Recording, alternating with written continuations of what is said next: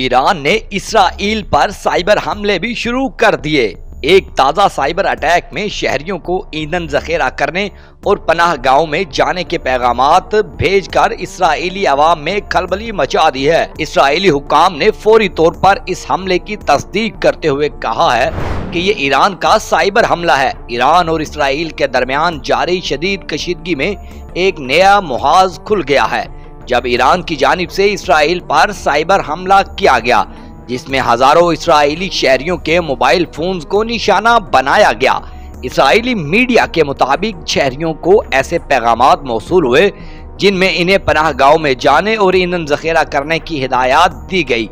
Israeli हुक्काम ने फौरी तौर पर इस हमले की तस्दीक करते हुए कहा है कि ये ईरान का डिजिटल हमला है और शहरी इन पैगामात पर तवज्जो ना दे। ये साइबर हमला इस वक्त सामने आया जब ईरान ने पीर और मंगल की दरमियानी शब इसराइल पर एक और बड़ा मिसाइल और ड्रोन हमला किया, जिसका निशाना तल अबीब और हाइफा बने। इस हमले के नतीजे में हाइफा ऑयल रिफाइनरी मुकम्मल तौर पर बंद हो गई। तजियाकारों के मुताबिक ईरान का साइबर हमला एक नया स्ट्रेटेजिक रुख है, जिससे इसराइल के दाखिली निजाम और अवामी एतमाद को निशाना बनाया जा रहा है। तमाम साइबर पॉलिसी हमले और दिफाई हिकमत अमलियों की आखिरी मंजूरी सुप्रीम लीडर से आती है। खामनाई ने साइबर वार को दिफाई स्ट्रेटेजी का अहम सुतून करार दिया है।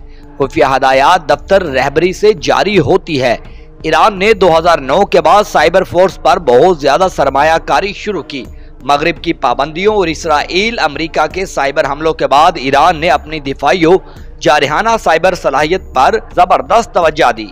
इसका मरकजी कंट्रोल पासदाराने इनकलाब IRGC के तहत आता है। इस वक्त ईरान की साइबर टेक्नोलॉजी की सलाहियतों का जायजा लिया जाए तो मालूम होगा कि ईरान ने जारहाना सलाहियत, ऑफेंसिव कैपेबिलिटीज, हैकिंग, डाटा चोरी, डिफोस, DDoS हमले, जिसका मतलब ये है कि किसी दुश्मन के खिलाफ सियासी हमले कैसे करना होते हैं। ईरान इस तकनीक को भी इस्तेमाल कर रहा है। वायरस, मालवेयर तैयार करना, सनती तनसीबात पर हमले करके सिस्टम्स को हैक करना, गैर मुल्की इलेक्ट्रिकल ग्रिड्स, ऑयल रिफाइनरीज को टारगेट करना, दुश्मन ममालिक के सरकारी इदारों, बैंकों और मिलिट्री सिस्टम्स में मुदाखलत।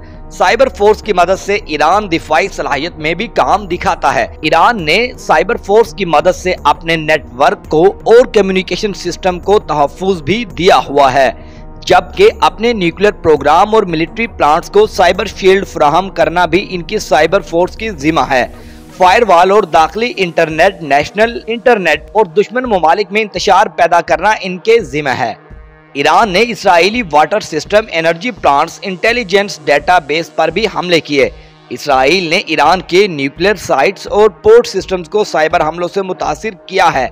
इस वक्त दोनों ममालिक साइलेंट साइबर वार में मसरूफ हैं।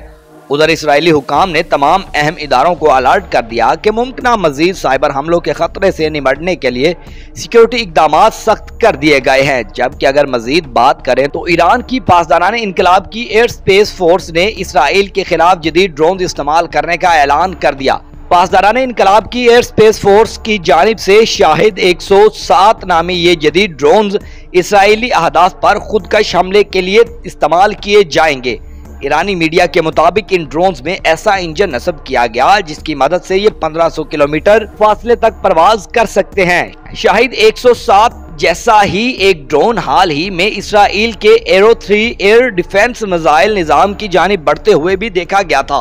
वाज़ेह रहे कि ईरान ने इसराइल पर एक बार फिर मिसाइलों से बड़ा हमला किया है। ईरानी मीडिया के मुताबिक तल अबीब और हाइफा पर मिसाइलों ड्रोन से हमला किया गया। ईरानी हमले के नुकसानात के बायस हाइफा रिफाइनरी की पैदावार मुकम्मल रोक दी गई है।